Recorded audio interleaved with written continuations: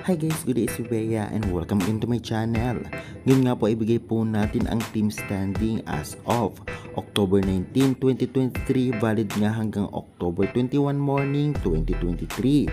Kaya bago po ang lahat ay huwag niyong kalimutan mag-like, comment, and subscribe and pahit yung notification bell para lagi po kayong updated sa aking mga bagong gawang video about sa volleyball dito sa Pilipinas. Kaya guys, huwag na po natin patagalin pa. Ito na po ang team standings.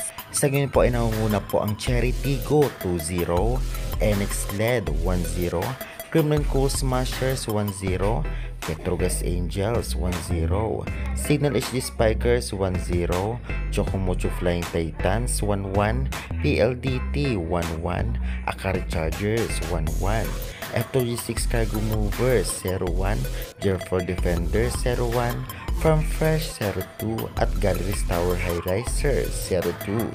At nanalo nga ang Cherry Tigo crossover sa Galleries High Riser sa loob ng 3 straight set. At nanalo naman ang PLDT kontra sa Akari Chargers sa loob din ng 3 straight set. At ang Chocomocho naman ay nanalo sa Farm Fresh Foxes sa loob din ng 3 straight sets.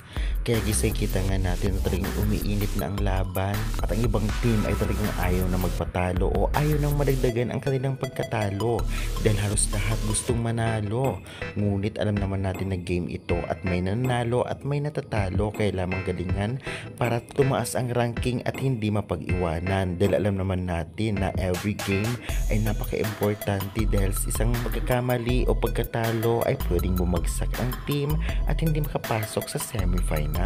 Kitang-kita rin natin na kahit na ang mga bagong team ay nag-i-effort para makasabay sa mga veterans team sa PBL, especially ang NX LED Chameleon at ang Galleries High Risers. Talagang nakikita natin nag-i-effort din at ayaw magpatalo.